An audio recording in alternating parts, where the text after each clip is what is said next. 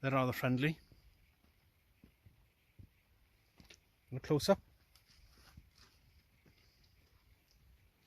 Lots of cuckoos. Okay.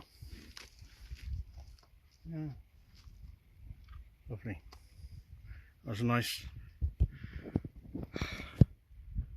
brisk walk up the hill. Not a threat. Still muggy. Dandelion up the fence to watch. All of them. The cows. So.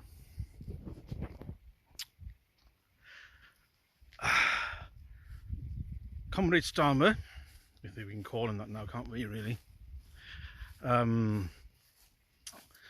He was a member of the Labour Party Young Socialists in his teens. That's a communist organisation. When he was 17, he went to, in 1979, 1980, he went to Czechoslovakia to spend 2 weeks at a work camp for, obviously, the communists. It being the height of the Cold War, very much the height of the Cold War in 79. And Brezhnev was still alive, but still, things weren't very good, though, were they? So he still confesses, even as late as 2020, that he was a Trotskyist. So he's a green, red Trotskyist. That won't change. Some people asked, have been asking, I should say, if he has autism. I'm wondering if he has autism. No, I won't say that he does. No. He's just a technocrat. Even much more so than Rishi Sunak was. But he's just a technocrat. Remember, he then went to university to study law. And through that, became a barrister, QC, appointed a director of public prosecutions. He was then, a law was passed to give him a tax-free pension. The only person in the country who has this, a law dedicated to them, so that they can have a tax-free pension. The Starmer pension law, only for him. So he then obviously became a Labour MP, and here we are.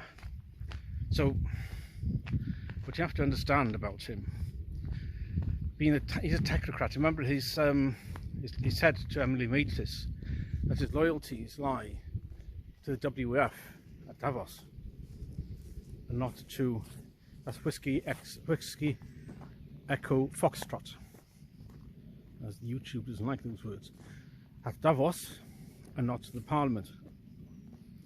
So he's running the place for them, not running the country in Parliament for you. You're an irrelevance.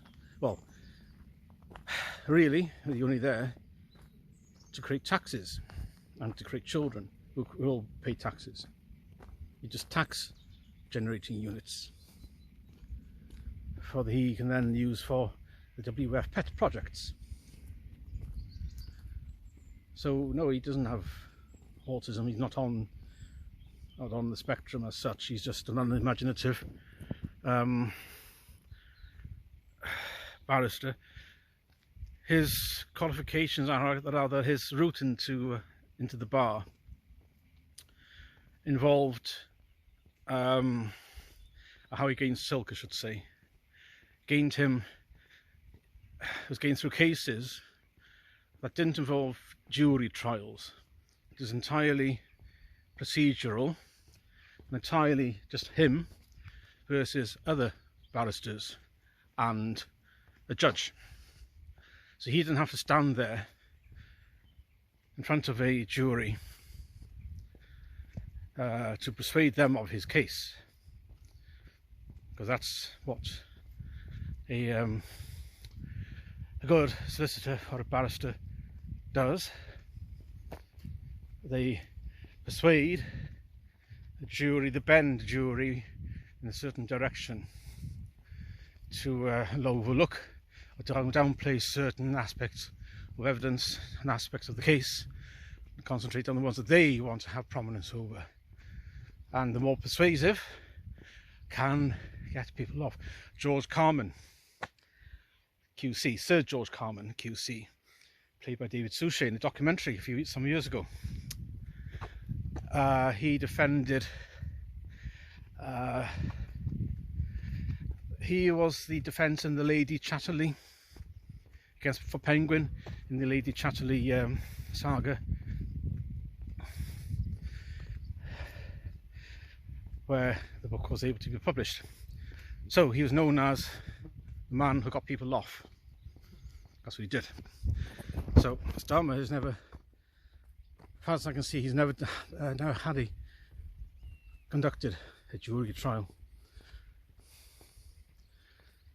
So you, being a technocrat, he just follows his ideology or ideologies, that of economic and cultural Marxism, with a big dollop of green lunacy in, because you can only assume that's another instruction from the WEF, sorry, Whiskey Extra Foxtrot, Whiskey Echo Foxtrot, to shut down industry in the West. Look at Germany.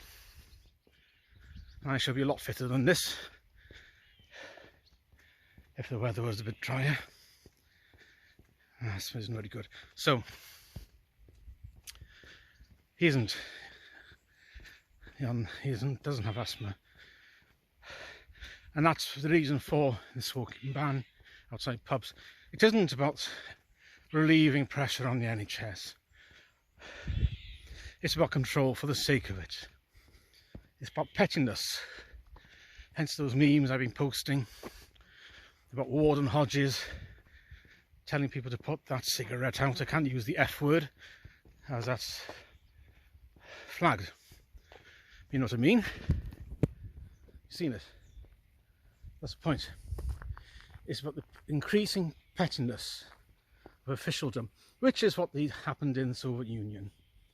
It's for the sake of it. It's to grind people down. It's to overwhelm them with increasing amount of petty rules and regulations, just for the sake of control, to make people's lives a misery for the sake of control. Because that way, if you overwhelm people enough, that way they give up. You're seeing this constant crisis. That's the term I'm looking for. Permanent crisis. So if you watch the news, because we never used to have this debate in the past as to whether a trans woman is a woman or not. This never used to be the case. It's just reared its head in the past few years, and it takes up so much oxygen and so much time. It's not necessary. For some reason, these are manufactured crises and manufactured problems which don't need to exist. It's there to waste people's time and to get people, I won't say angry, but to get people to despair for the purpose of demoralisation. See Yuri Bezmenov, his 4 stages, demoralisation. So it's about control, and smoking in a pub, beer garden isn't anything to do with straining the NHS, or having a cigar outside a university campus, or walking on a pavement opposite a hospital. Nothing to do with that. It's about the pettiness, and there's far too many bootlickers who are very keen to go along with this.